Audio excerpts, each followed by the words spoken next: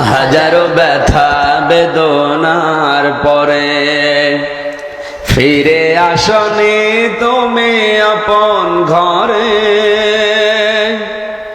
দিনের আলো তুমি ছড়িয়ে দিতে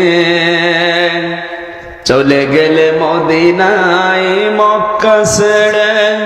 হে রাসূল তোমাকে ভুলি আমি কেমন করে। হে রাসূল তোমাকে ভুলি আমি কেমন করে।